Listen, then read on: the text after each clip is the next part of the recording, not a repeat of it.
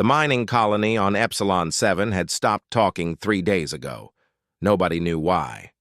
The small moon sat far away from Earth, at the very edge of where humans had built their homes among the stars. 300 people lived there, digging valuable metals from the cold rocks. They had families, children, lives built in that distant place. When the emergency signal finally turned on, it only said 2 words before it died. They're here. Commander Jake Morrison sat in his chair on the bridge of the Valley Forge. He was a tall man with gray hair starting to show at his temples. He had been in space for 20 years, but he had never seen anything like this. He played the recording again, listening to those 2 words. They're here. Who was here? What was here? His fleet had 12 ships. Some were military vessels with weapons. Others were cargo ships that had been changed to carry soldiers and supplies. It was not a big fleet. It was not a strong fleet. But it was all Earth could send. The rest of humanity's ships were spread across dozens of colonies, too far away to help. Lieutenant Amy Chen looked up from her station. She was young, only 25, with sharp eyes that missed nothing. "Sir, we're getting more reports. 3 more colonies have gone silent in the last 6 hours. Jake studied the map of stars on his screen. Small red dots showed where colonies had stopped responding. Whatever was happening, it was moving fast. It was spreading like a disease across human space. Epsilon 7 held 300 souls. The colony director was a woman named Lisa Parker. She had 3 children. Jake had read her file. She had sent the first distress call 2 days before the emergency beacon activated. Her message had talked about lights in the sky, strange readings on their sensors. Then nothing. The door opened and Ben Walker walked onto the bridge. He was the chief engineer, a heavy man with oil stains always on his uniform. His face looked grim. "We finished checking the weapons. We're at 70% power. Whatever hit those colonies, we're not ready for a real fight." Jake nodded slowly. The Valley Forge had been built to keep peace, not to fight wars. Humanity had lived in peace for 40 years. Their weapons were old. Most had never been fired except in practice. They did not know if they would even work against a real enemy. "How long until we reach Epsilon 7? Jake asked. Carl Patterson, the navigator, checked his screen. He was an older man, steady and calm. 18 hours if we push the engines hard. Jake stood up. All the people on the bridge looked at him. They were scared. He could see it in their eyes. But they were also ready. They had signed up for this. They knew the risks. "I want all communication channels open," Jake said. "If anyone out there is still alive, they need to know help is coming. And I want every training program running, every simulation about meeting unknown contacts. Whatever we're about to face, we're going in blind." The crew turned back to their work. Jake stared at the big screen that showed the stars ahead. Somewhere out there, beyond the safe edges of human space, something had noticed them. Something had attacked their colonies. Something had made 300 people disappear. The next 18 hours moved slowly. Jake ordered his crew to practice combat drills every 4 hours. They ran through every possible scenario. Enemy ships appearing, ground combat, rescue missions. The crews were tired, but they kept going. Fear kept them sharp.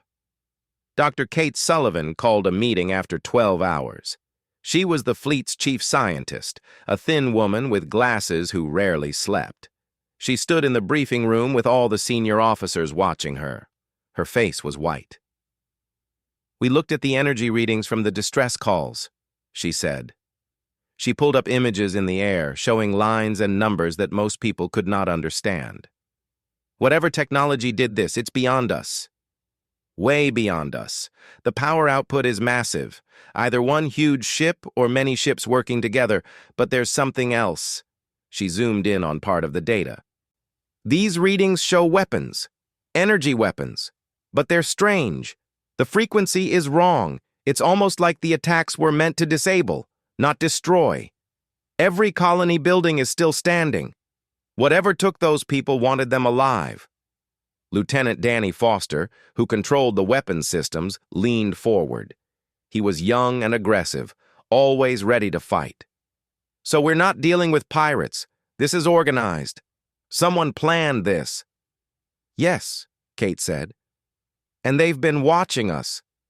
Looking at how the attacks happened, they waited until our fleets were far apart before they struck. They know how we operate. They know where our ships are. Jake felt cold fear in his stomach. They've been studying us. The meeting went on for another hour. Every department head reported what their people could do. Captain Ryan Hughes, who commanded the Marines, talked about how his soldiers would fight on the ground. Dr. Helen Price, the chief medical officer, prepared her teams for wounded people. Then Amy Chen burst into the room. Her eyes were wide. "Sir, we're getting a transmission. It's not from our colonies." The room went silent. Amy played the message. It came through broken and full of static, but the voice was human. A woman's voice. "This is Colony Epsilon 7, basement shelter, 70 survivors, things in the sky, waiting. Please hurry."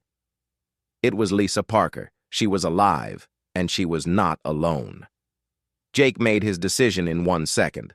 "All ships maximum speed. We're going in fast. Ryan, get your Marines ready for immediate deployment. Kate, find a way to stop those energy weapons. Ben, push the engines past their limits." The Valley Forge dropped out of faster-than-light travel at the edge of the Epsilon 7 system. What the crew saw made everyone stop breathing. 7 massive ships hung in space around the mining moon. Each one was bigger than the entire human fleet combined. Their design was nothing like human ships. They looked almost alive, with curves and flowing lines instead of straight edges. The hulls were dark, almost black, swallowing light instead of reflecting it. Across their surfaces, patterns of blue and purple light pulsed like a heartbeat. Amy Chen stared at her readings. Her hands shook as she spoke. "Energy levels are incredibly high. Those ships could destroy our entire fleet with one shot." But they did not fire. The alien vessels just floated there, silent and still, as if they were waiting for something. Jake opened a channel to all his ships. "All vessels, hold your position. Keep weapons ready, but do not fire. We came here for our people, not to start a war we cannot win." He switched to broadcast on every frequency they had. "Unknown ships. This is Commander Jake Morrison of the Earth Fleet. We came to get our colonists. We do not want to fight. Please respond." Nothing. The alien ships stayed quiet. Their strange lights kept pulsing in that rhythm. Then 3 of the alien vessels moved. They repositioned themselves around the human fleet, forming a perfect triangle. It was a military maneuver, precise and calculated. They could fire from 3 different angles at once. The human fleet would have no way to escape. "They're boxing us in," Danny called out from his station. His voice was tight with fear. Jake's mind raced. Every instinct told him to run, to jump back to faster-than-light speed and escape while they still could. But those colonists below were depending on them. Lisa Parker and her children. 70 survivors huddled in a basement, scared and alone. "Launch 2 drones toward the colony," Jake ordered. "I want to see what's happening on the ground." 2 small drones shot out from the Valley Forge, streaking toward the moon's surface. The alien ships tracked them with what looked like targeting sensors. But they did not shoot. They just watched. The drones sent back video and data. The colony looked untouched. Buildings stood normal and undamaged. Mining equipment sat in the yards exactly where it had been left. But no people were visible anywhere. The streets were empty and silent. Then 1 drone picked up heat readings, dozens of them clustered in the basement of the main habitat dome. The colonists were there, huddled together, exactly where Lisa had said they would be. "Sir," Carl spoke from his station, "the alien ships are moving again." On the main screen, the 7 huge vessels began to shift their positions. They arranged themselves in a new pattern. It looked almost ceremonial, like a formation for a ritual. They created a clear path between the human fleet and the moon. "Are they letting us through?" Amy asked. Her confusion was clear in her voice. Kate Sullivan studied her instruments frantically. "This makes no sense. Why trap us but then give us access to the colony?" Jake understood, or at least he thought he did. "They want to see what we'll do." "We're being tested." He opened the fleet channel again. His voice was steady and calm. "Marines, prepare for deployment. We're going down there. Valley Forge and the escort ships will stay here. If those alien ships attack us, you scatter and jump away. Do not try to fight. Just run." Ryan Hughes's voice came back strong and confident. "My team is ready, sir. We'll bring our people home." 3 transport shuttles launched from the Valley Forge. They carried 60 Marines in full combat armor. The shuttles descended toward Epsilon 7, flying through the corridor the alien ships had created. Every second felt like an hour. Jake expected the alien vessels to open fire, to turn those shuttles into clouds of burning metal, but they did not. The aliens simply watched. Ben Walker stood next to Jake's chair. The engineer was sweating. "This is wrong. Why go through all this? Why not just talk to us?" "Maybe they do not trust words," Jake said quietly. "Maybe they want to see what we actually do, not what we say we'll do." On the main screen, they watched the shuttles touch down on the colony's landing pad. The Marines poured out, weapons ready, moving in perfect formation. They swept through the empty streets, clearing each building as they went. Kate was still analyzing data.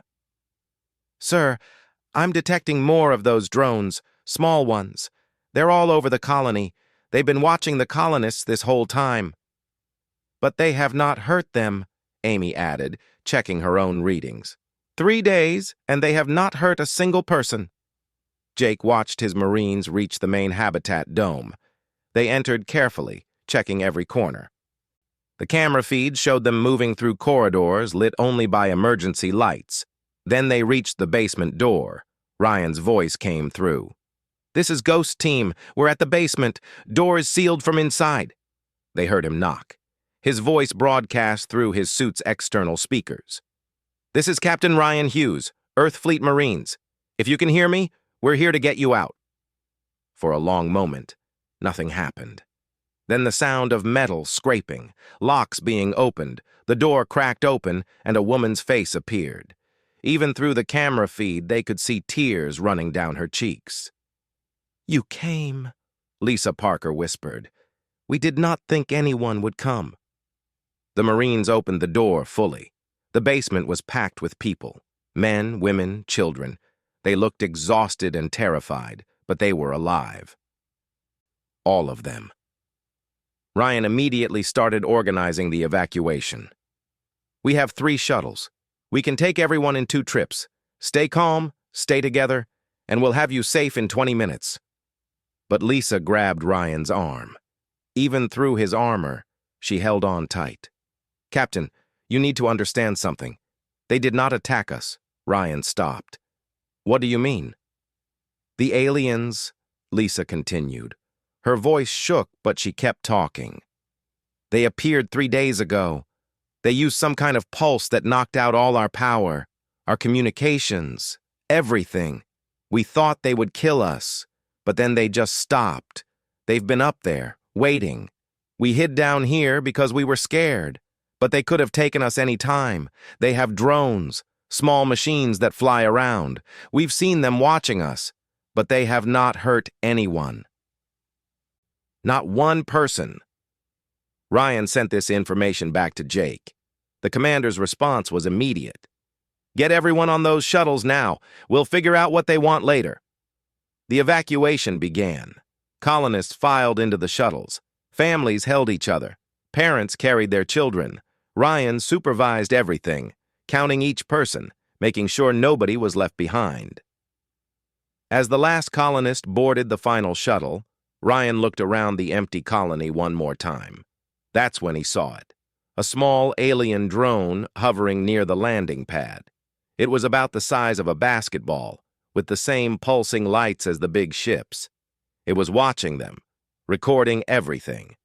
Ryan's hand moved toward his weapon, but something stopped him. The drone was not attacking. It was not threatening.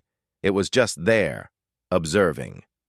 "Sir, we have a visitor," Ryan reported to Jake. "One of their drones. It's not hostile, just watching." "Leave it alone," Jake ordered. "Get our people home." The shuttles lifted off. 300 colonists were finally safe, finally heading to humans of Earth. "We are the covenant of reaching light.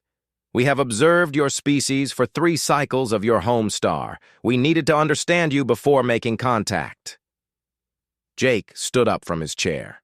His heart was pounding, but he kept his voice steady. "You scared our people. You knocked out entire colonies. Why?"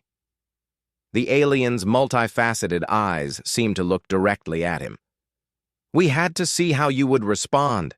When we arrived, your defensive fleets were scattered across great distances. Your colonies were vulnerable. We could have taken them easily. We could have absorbed them into our collective, as we have done with other species. But we needed to know something first. Would you come for them anyway? Would you risk your limited forces to save a few hundred individuals on the edge of your territory?" Kate Sullivan's mouth fell open. She understood before anyone else. "It was a test. You were testing us." "Yes," the alien confirmed. "We have encountered many species in the void between stars. Most abandon their weak when faced with superior force. They calculate odds. They make rational decisions to preserve the majority.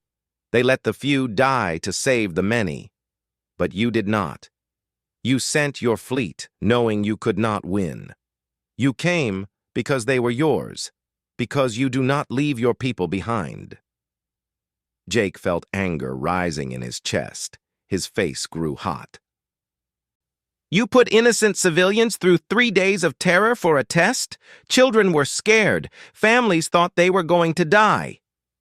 "We did not harm them," the alien responded. Its voice stayed calm and even. "We disabled their technology to ensure they could not alert you to our true intentions.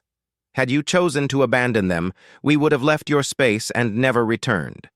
Species that abandon their own are not worthy of the covenant. But you passed.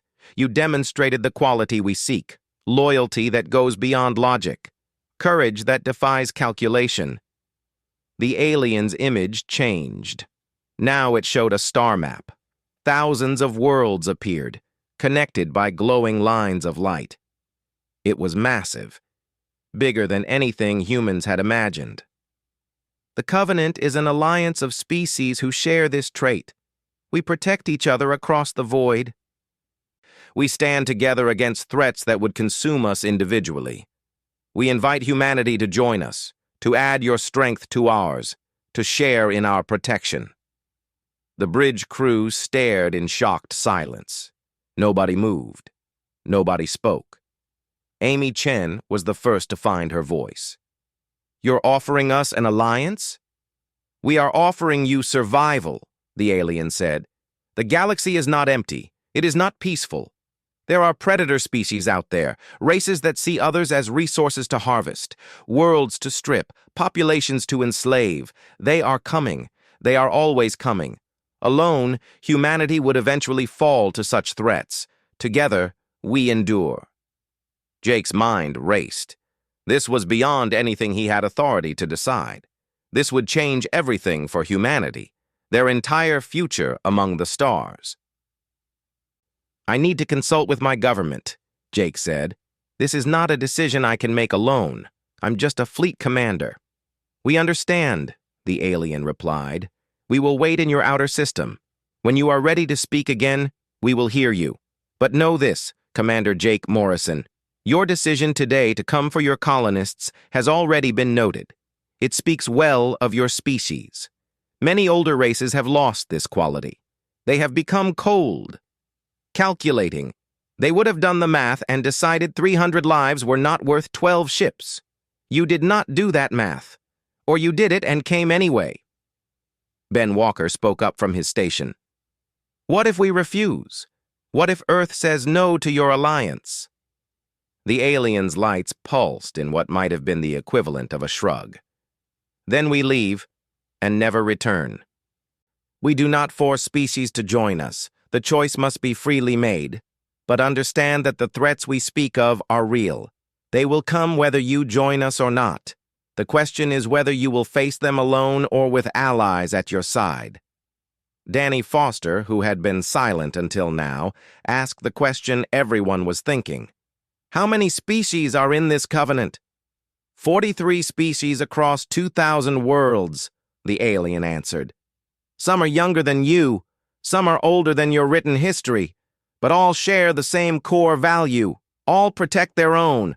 All refuse to abandon those who depend on them, even when the odds are against them.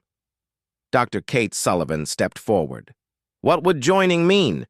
Would we keep our independence? Our own government? Yes, the alien said. The Covenant is not an empire. Each species governs itself, makes its own laws, lives according to its own culture. We only act together when facing external threats. When one is attacked, all respond. When one calls for aid, all answer. That is the agreement. Lisa Parker had been watching from the observation deck with the other colonists. She came onto the bridge now, her 3 children holding her hands.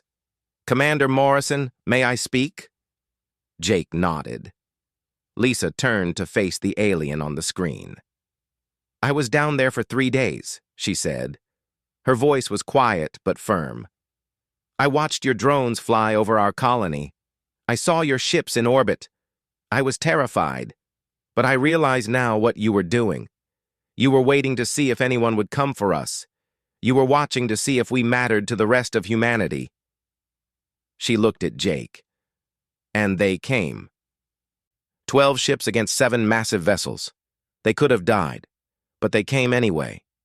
That's what I want my children to grow up knowing. That humans do not leave each other behind. That we matter to each other. She turned back to the alien. I cannot speak for Earth, but speaking as someone who was down there scared and hiding in a basement, I think your test was cruel, but I also think you're right about us. We do not abandon our own. And maybe that is worth something in a dangerous galaxy. The alien's lights pulsed in a new pattern. Your words honor you, Lisa Parker of Epsilon 7. You speak truth from experience. This is valuable. Jake took a deep breath.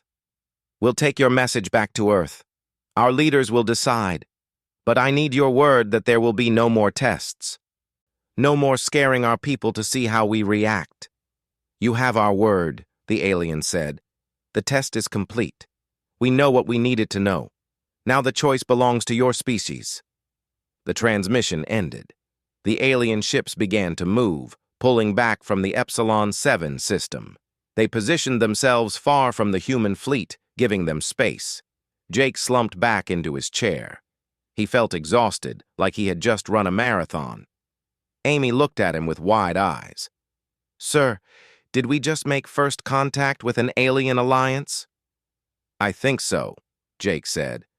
Or maybe we just found out how crazy we look to the rest of the galaxy. I'm not sure which. Ben laughed, a sound of pure relief. We flew 12 ships against 7 dreadnoughts to rescue 300 miners. I think crazy is the right word. Carl Patterson spoke from navigation. Sir, we have a clear path back to Earth. Should I plot the course? Yes, Jake said. Get us home. We have a lot to report. The fleet turned and prepared to jump. As the faster-than-light drives charged up, Jake looked at the main screen one more time. The alien ships were distant now, but still visible, still waiting. Ryan Hughes came onto the bridge, his armor removed. All colonists are settled in temporary quarters. Medical teams are checking everyone. So far, everyone is healthy, scared, but healthy. Good work, Captain, Jake said. You got them all out. We all did, Ryan replied. That's the point, right? That's what they were testing. Whether we would all work together to save our people. Kate Sullivan was still studying her data. I've been analyzing their ships. The technology is sent. The journey back to Earth took 5 days. During that time, the entire fleet was busy. Jake spent hours recording detailed reports of everything that had happened, every sensor reading, every word spoken, every decision made. Earth Command needed to know everything. The rescued colonists were interviewed one by one. Medical teams checked everyone thoroughly. Psychologists talked to the children, making sure they were handling the trauma. Everyone had the same story to tell. The aliens had appeared. The power went out. They hid. They waited. But nobody was hurt. Nobody was taken. The aliens had just watched. Kate Sullivan worked around the clock analyzing the alien technology. She studied every scan they had made of the massive ships, the energy signatures, the weapons systems, the propulsion methods. Everything was beyond current human understanding. "It's like comparing a canoe to an aircraft carrier," she told Jake during one of their briefings. "We're not even close to their level. If they wanted to destroy Earth, they could probably do it from orbit in minutes." "But they do not want to destroy us," Jake said. "They want us to join them." "Yes, and I've been thinking about why," Kate replied. She pulled up star charts on her computer. "They have 43 species, 2,000 worlds. But look at the map they showed us. Those worlds are spread out across huge distances. They need more members, more allies, more ships to patrol more space." "So they need us," Jake said. "Everyone needs someone," Kate answered. "Even ancient alien alliances. The question is whether we need them more than they need us." Meanwhile, Amy Chen was working with the communications team. They had recorded every second of the alien transmission. Teams of linguists were studying the way the aliens spoke, the harmonic quality of their voice, the specific words they chose. Everything might be important. "They called themselves the Covenant of Reaching Light," Amy explained to Jake. "That name is interesting. Covenant means a promise or agreement, and Reaching Light suggests they're trying to spread something. Maybe peace, maybe knowledge, or maybe control," Danny Foster added. He had joined the meeting uninvited as usual. "We should not trust them so easily. This could all be a trick." Ben Walker shook his head. "What kind of trick needs 7 massive warships? If they wanted to take us over, they could just do it." "Why bother with all this?" "Because slaves work better when they choose slavery," Danny said darkly. Jake raised his hand, stopping the argument. "We're not deciding anything. Earth Command and the government will make that choice. Our job is to give them all the information." But privately, Jake had his own thoughts. He replayed the moment when the alien ships had boxed in his fleet. They could have fired, could have destroyed every human ship in seconds. But they had not. They had opened a path instead.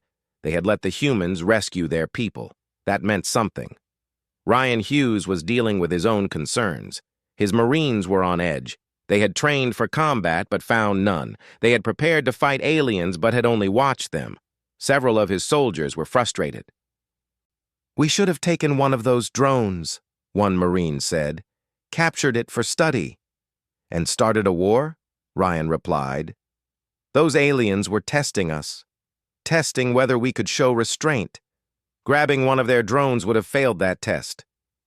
"But we could have learned so much," the Marine insisted. Ryan understood the frustration. But he also understood what Jake had realized. This had been about character, not capability. The aliens did not care how strong humans were. They cared about what kind of species humans were.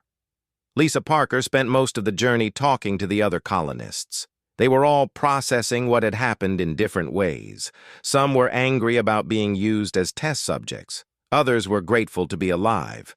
A few were excited about the possibility of an alien alliance. "We're going to be famous," one miner said. "First humans to meet aliens." "We're going to be interrogated for months," another replied. "Every government agency will want to question us."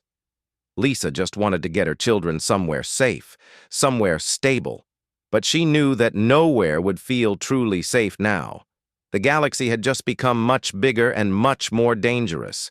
Humanity was no longer alone. That changed everything. On the 4th day, Jake received a private transmission from Earth Command. Admiral George Fletcher appeared on his screen. He was an old man, nearly 70, with gray hair and a face full of deep lines. "Commander Morrison, I've read your preliminary reports. Is this real? Are we really talking about an alliance with aliens?" "Yes, sir," Jake said. "It's real. I saw them myself. Talked to them. They want us to join some kind of galactic alliance." The Admiral was quiet for a long moment. "The political situation here is chaos. Half the government wants to accept immediately. The other half thinks it's a trap. Religious leaders are arguing about what this means for humanity's place in the universe. It's a mess, Jake." "What do you think, sir?" Jake asked. Admiral Fletcher sighed. "I think we do not have much choice. If there are really predator species out there like they said, we need allies. But I also think we should not rush into anything. We need to learn more, negotiate terms, make sure we're not signing away our freedom." "The aliens said they'll wait," Jake told him. "They're holding position in the outer system, not approaching, not threatening, just waiting." "Good," the Admiral said. "That gives us time. When you get back, you'll be called to testify before a special committee, probably multiple committees. Be prepared for that." "I understand, sir." "And Jake," the Admiral added, "you did good work out there. You saved those colonists. You kept your cool when facing overwhelming force. That's commendable." "Thank you, sir. But I just did what any commander would do." "No," Admiral Fletcher said firmly. "Many commanders would have calculated the odds and retreated. You chose differently. Apparently, that's exactly what the aliens wanted to see." The transmission ended. Jake sat alone in his quarters, thinking about everything that had happened. 5 days ago, he had been a simple fleet commander on a rescue mission. Now he was part of the most important moment in human history. On the 5th day, Earth appeared on their screens. The beautiful blue and white planet hung in space, home to 8 billion people who were about to learn they were not alone in the universe. The fleet was met by an escort of military vessels. Dozens of ships surrounded them, guiding them to the main orbital station. News agencies were broadcasting constantly. Everyone on Earth knew something big had happened, but few knew the full story yet. Jake gathered his senior officers for one last meeting before they docked. "We're about to become the most questioned people in human history. Every word we said, every decision we made will be examined. Stay truthful. Stay consistent. And remember, we did our job. We saved our people." Amy smiled. "And accidentally became humanity's first contact team." "That too," Jake admitted. Ben Walker looked worried. "What happens to the colonists? Will they be allowed to return home?" "That's not our decision," Jake said. "But I hope so. They've been through enough." Ryan Hughes stood at attention. "Sir, it's been an honor serving with you. Whatever comes next, I'm glad we were the ones who were there." "Same here, Captain," Jake replied. The Valley Forge docked with the orbital station. Immediately, security teams boarded, scientists with scanning equipment, medical personnel, intelligence officers. Everyone had questions. Jake was escorted to a private briefing room where a panel of high-ranking officials waited. Generals, admirals, civilian leaders, scientists. They all stared at him as he entered. "Commander Morrison," one general said, "tell us everything. From the beginning. Leave nothing out." Jake took a deep breath and began to talk. He described the distress call. The decision to respond, the arrival at Epsilon 7, the alien ships, the test, the offer of alliance. He spoke for 3 hours, answering every question, explaining every detail. When he finished, the room was silent. Everyone was processing what they had heard. Finally, one civilian leader spoke. "So they want us to join them because we came to rescue 300 colonists. That's the reason. Loyalty." "Yes," Jake confirmed. "They value loyalty above everything else. They think species that abandon their weak are not worth allying with." 3 weeks passed while Earth debated. Jake was called to testify before 6 different committees. He told the same story over and over. Each time, people asked the same questions in different ways, looking for inconsistencies that did not exist. The colonists from Epsilon 7 were kept in a secure facility for their own protection. Media organizations offered millions for exclusive interviews. Some colonists accepted. Others refused. Lisa Parker spoke publicly once on a global broadcast watched by 3 billion people. "They scared us," she said simply. "But nobody was hurt. And when we called for help, humans came for us. That's what I'll remember most. Not the aliens watching us, but our own people risking everything to bring us home." The world was divided. Some people celebrated the possibility of joining a galactic alliance. Others protested, demanding Earth remain independent. Religious leaders gave conflicting interpretations. Scientists argued about the technology and what it meant. Politicians saw opportunities and dangers in equal measure. Jake watched it all from the orbital station. He had been ordered to remain available for consultation. His days consisted of briefings, debriefings, and waiting. Amy, Kate, Ben, and the others were scattered across different facilities, all giving their own accounts. On the 21st day, Admiral Fletcher contacted him. "Jake, get to Conference Room 7, now." Jake hurried through the station corridors. When he entered the conference room, he found a small group waiting. The Admiral, 3 civilian leaders, and a woman Jake did not recognize. She wore a simple business suit, but carried herself with authority. "Commander Morrison, this is Director Patricia Hayes from the Diplomatic Corps," Admiral Fletcher said. "She's been appointed as Earth's chief negotiator for the alien contact." Patricia shook Jake's hand firmly. "Commander, I've read everything about your encounter. You kept your composure during an unprecedented situation. Impressive." "Thank you, ma'am," Jake said. "What's happening?" "Earth has made a decision," Patricia replied. "We're going to talk to them. Not commit to anything yet, but open formal negotiations. And we want you to be part of the delegation." Jake was surprised. "Me? I'm a fleet commander, not a diplomat." "You're the person they met," Patricia said. "You're the one who passed their test. Your presence sends a message. It says Earth stands by its people. The same people who went to rescue those colonists are the same people coming to negotiate. That matters." Admiral Fletcher nodded. "You'll be part of a 12-person team. Diplomats, scientists, military advisors, but you'll be there, Jake, because you're the face they know." "When do we leave?" Jake asked. "Tomorrow," Patricia said.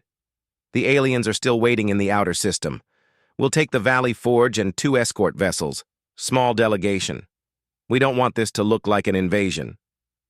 The next day, Jake found himself back on the bridge of his ship. Amy, Kate, and Ben were returning to their stations. Ryan and his Marines provided security for the diplomatic team. It felt strange to be going back out so soon, but also right. They had started this. They should be part of finishing it. The journey to the outer system took 2 days. As they approached, the 7 alien ships became visible. They had not moved. They had waited exactly as promised, holding position far from Earth. Patricia stood next to Jake on the bridge.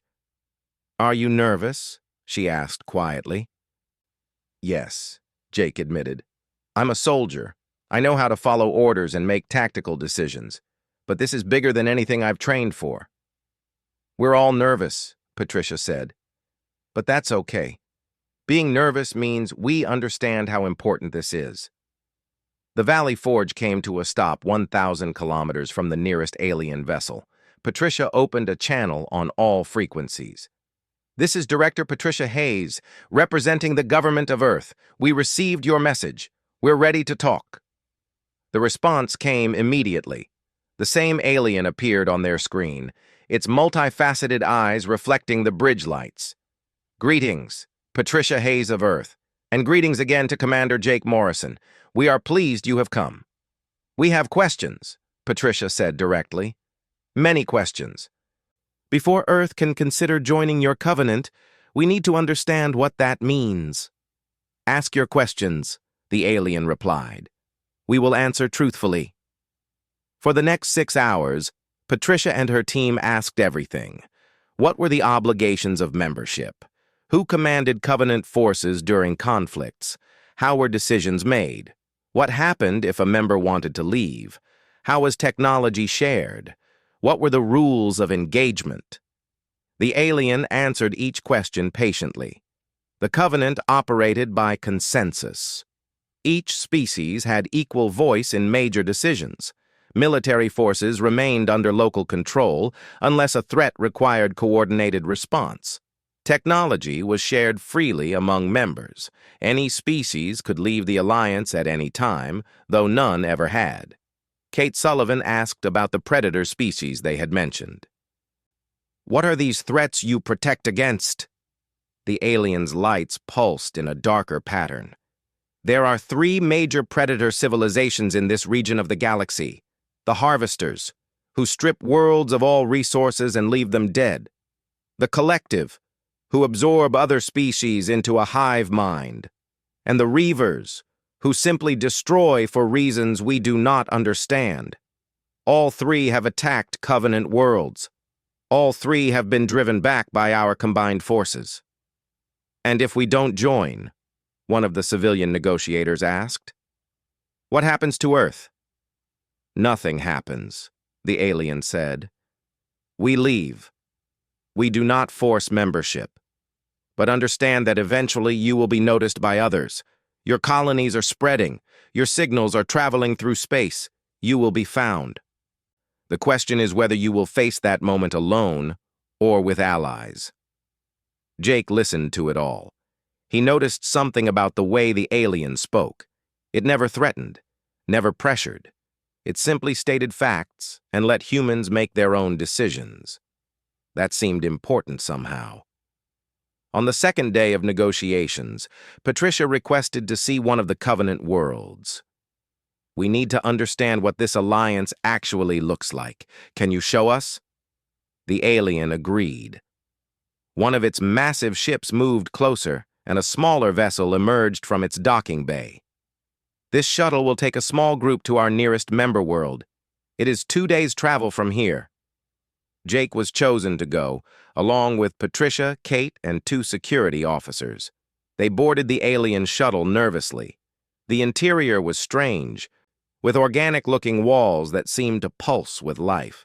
But it was clean and comfortable. The journey took them to a blue-green planet orbiting a yellow star.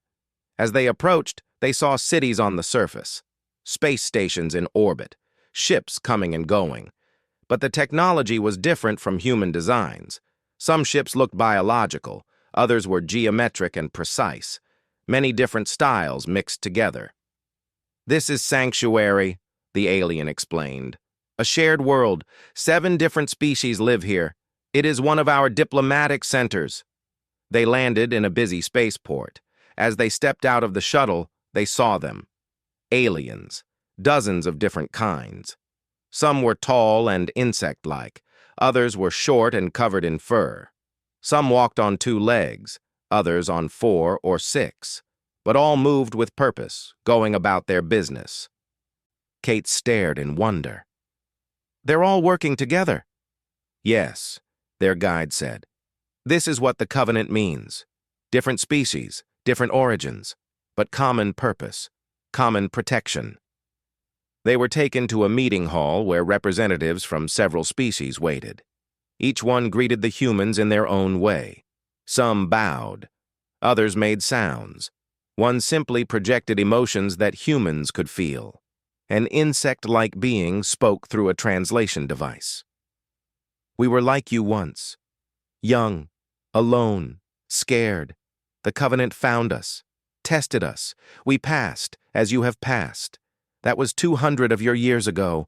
We have not regretted the choice." A furry creature added, "The predators came for our world 40 years ago. We could not have stopped them alone. But the Covenant came. 7 species sent ships. We fought together. We won together. Our world still lives because of the alliance." The humans spent hours talking to different species, hearing their stories. Each one had been tested in some way. Each one had proven they protected their own. Each one had chosen to join rather than stand alone. That night, back on the shuttle returning to Earth space, Patricia and Jake sat together looking at the stars. "What do you think?" Patricia asked. Jake thought carefully before answering. "I think they're telling the truth. I think the galaxy really is dangerous, and I think we really do need allies." "But," Patricia prompted. "But joining changes us forever," Jake said. "We stop being just humans and become part of something bigger. That's scary." "Everything worth doing is scary," Patricia replied. "The colonists who went to Epsilon 7 were scared. Your crew was scared when they flew against those 7 ships, but they did it anyway." 2 days later, they returned to Earth space. Patricia compiled her report. Jake gave his final recommendations. The diplomatic team presented everything to the world government. The debate continued for another month, but slowly, consensus formed. Earth would accept the invitation. They would join the covenant of reaching light. The official ceremony happened in Earth orbit, broadcast to every human settlement across all the colonies. The 7 alien ships arranged themselves in that ceremonial pattern again. Patricia Hayes spoke for humanity. "On behalf of Earth and all human colonies, we accept your invitation. We join the covenant of reaching light. We pledge to protect our allies as they protect us. We pledge to stand together against threats. We pledge to remain true to the values that brought us here today." The alien responded, its harmonic voice carrying across every channel. "We welcome humanity to the covenant. Your loyalty to your own kind has proven your worth. Your courage in the face of overwhelming odds has shown your character. Together, we will stand. Together, we will endure." Jake watched from the bridge of the Valley Forge. Amy stood next to him, tears running down her face. "We did it," she whispered. "We're part of something bigger now." "Yes," Jake agreed, "because we refuse to leave our people behind." On the surface of Earth, Lisa Parker watched the ceremony with her children. Her youngest asked what it all meant. "It means we're not alone anymore," Lisa said. "It means when we call for help, people will come. Not just humans, but others too. Friends we haven't met yet." "Is that good?" her son asked. Lisa smiled. "Yes, baby. That's good. That's very good." In the weeks that followed, everything changed and nothing changed. Earth remained Earth. Humans remained human. But now, when colonies sent distress signals, response came from many different species. When threats appeared, coordinated fleets responded together. Jake remained in service, now commanding a mixed fleet of human and alien vessels. Amy worked with alien communication officers, learning new languages. Kate collaborated with scientists from a dozen species, advancing human technology by centuries. Ben Walker, working with alien engineers, finally admitted something Jake had known all along. "They really did just want to know if we'd come for our people. That's all the test was." Everything else followed from that one question. "And we answered correctly," Jake said. "We came, even when we knew we'd probably die. We came anyway." "Because that's what humans do," Ben agreed. 6 months after joining the Covenant, Jake received a message from Lisa Parker. She had returned to Epsilon 7 with her family. The colony was being rebuilt, bigger than before, with technology shared by the Covenant. "Thank you," her message said simply. "You came when we called. You saved us. And in doing so, you saved all of humanity. We'll never forget that." Jake saved the message. On quiet nights, when he wondered if they had made the right choice, he played it again. Because that's what it all came down to in the end. One SOS, one fleet, and then the aliens arrived. And humanity learned the most important lesson of all. In a dangerous galaxy, loyalty matters more than strength. Courage matters more than calculation. And the willingness to risk everything for your people matters most of all. That's what made humans worthy. Not their technology, not their weapons, not their numbers, but their refusal to leave anyone behind, even when it meant flying 12 ships against 7 dreadnoughts, even when it meant certain death. They came anyway, and the galaxy noticed. "And they've been watching us for 3 years, another official said, "learning about us, planning this test." "That's what they said," Jake replied. A scientist leaned forward. "Commander, in your opinion, should we accept their offer?" Jake hesitated. This was not his decision to make, but they were asking his opinion. "I think we should talk to them more. Learn more about this covenant, what membership really means, what they expect from us. But I also think they were telling the truth about the dangers out there. If there are predator species in the galaxy, we'll need friends." The officials discussed among themselves. Finally, the lead admiral spoke. "Thank you, Commander. You're dismissed. We'll call you back if we have more questions." Jake left the room. Outside, Amy was waiting. "How did it go?" "As well as it could," Jake said. "Now we wait and see what Earth decides." Together, they walked to the observation deck. Through the windows, they could see Earth below, peaceful, beautiful, unaware of how much had changed. Somewhere in the outer system, 7 alien ships waited for an answer. Yuri's ahead of ours, maybe more. If they wanted to destroy us, they could do it easily. The fact that they're offering alliance instead of conquest says something. "It says they need us for something," Danny said darkly. "Nobody offers help without wanting something in return." "Maybe," Jake admitted. "Or maybe they really do value loyalty above everything else. Maybe in a galaxy full of threats, having allies you can trust is more valuable than having subjects you must force." The faster-than-light drives engaged. The Valley Forge and its fleet jumped, leaving the Epsilon 7 system behind. They carried 300 rescued colonists and news that would change humanity forever. In the crew quarters, Lisa Parker sat with her children. The youngest, a girl of 6, asked her mother if the monsters were gone. "They were not monsters," Lisa said softly. "They were something else.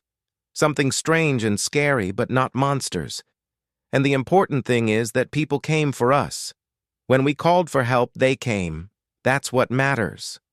Her oldest child, a boy of 12, asked the harder question. "Are we going to be okay? Out here in space with aliens around?" Lisa hugged him close. "I think so. Because we have each other. And because we do not give up on each other. That's worth something. Maybe it's worth everything." Onward rescue. As the shuttles climbed through the atmosphere, the alien ships in orbit stayed perfectly still. The corridor they had created remained open. Jake monitored every second. His hands gripped the arms of his chair so hard his knuckles turned white.